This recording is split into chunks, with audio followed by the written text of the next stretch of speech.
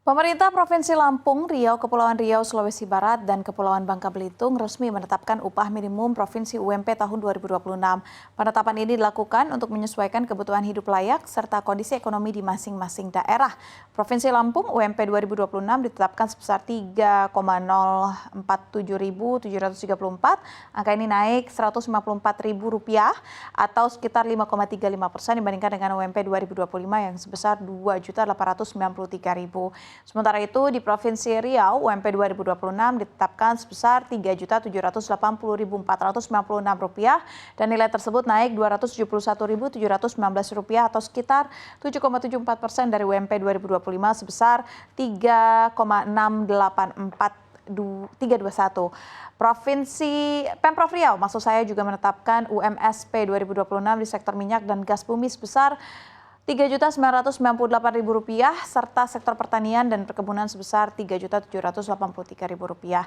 Di Kepulauan Riau UMP 2026 ditetapkan sebesar Rp3.879.520. Angka ini naik Rp255.866 atau sekitar 7,06% dari UMP 2025. Pemprov Sulawesi Barat menetapkan UMP 2026 sebesar Rp3.315.000 naik Rp151.000 atau sekitar 4,78%. UMSP di sektor perkebunan kelapa sawit dan industri minyak mentah kelapa sawit ditetapkan Rp3.324.000.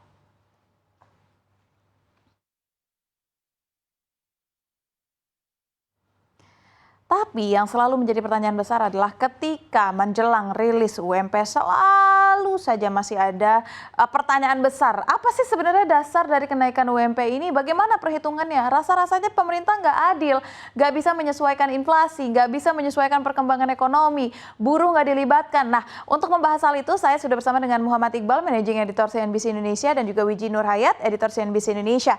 Pertanyaan pertama, kenapa masih aja rusuh?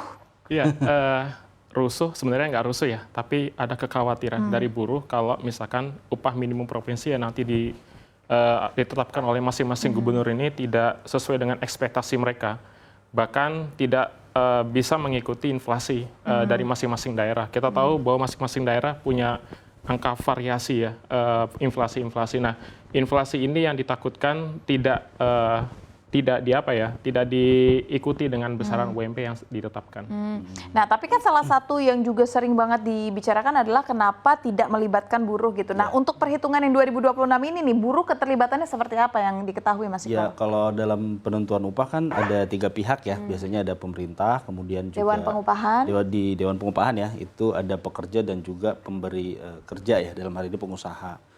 Dan saya melihat untuk tahun ini rasa-rasanya sih belum akan ada gejolak kayak Pak Wiji ya. Tapi karena beberapa kali buruh pun akan demo, tapi juga kan udah sempat demo sebenarnya sebelumnya kemarin. Ada yang demo dan juga ada yang ditunda gitu. Karena kekhawatirannya memang laju kenaikan upah ini tidak bisa mengejar inflasinya gitu. Dan memang kalau kita baca memang kalau inflasi itu kan secara makro ya, mungkin Saf juga paham lah. Tapi kadang-kadang harga untuk bahan tertentu itu kan nggak sesuai sama inflasinya gitu. Misalkan beras kemudian dan lain-lain, makanya kadang naiknya lebih tinggi daripada inflasinya itu sendiri gitu. Betul, untuk bahan pokok. Makanya tadi kalau kita lihat dari DKI Jakarta, saya belum melihat dari provinsi lain ya. Kalau Pak Mas Pram juga berkomitmen misalkan ada cek kesehatan gratis, kemudian juga ada akses gratis untuk air pump dan seterusnya. Jadi kebutuhan-kebutuhan dasar dari teman-teman pekerja itu coba dipenuhi ya untuk mengimbangi daripada laju kenaikan itu gitu loh. Oke, nah apakah dengan adanya hal seperti itu sudah cukup membantu sebenarnya Mas Wiji? Kalau kita hitung-hitungan kan yang bekerja dalam satu keluarga biasanya 2 orang, suami dan istri. Tapi anaknya ada 2, ada 3. Nah artinya kan mengakomodir 5 orang sekaligus dalam satu keluarga. Tapi perlu diingat ya, UMP ini kan kalau di dalam aturannya untuk pekerja lajang ya, dan juga untuk para pekerja yang masa kerjanya itu kurang dari setahun. Jadi kalau kita kembali lagi ke basic aturannya adalah untuk seperti itu. Tapi kalau misalkan mereka sudah berkeluarga, itu beda lagi secara perhitungan upah yang diberikan. Biasanya upah yang diberikan adalah bersifat proporsional.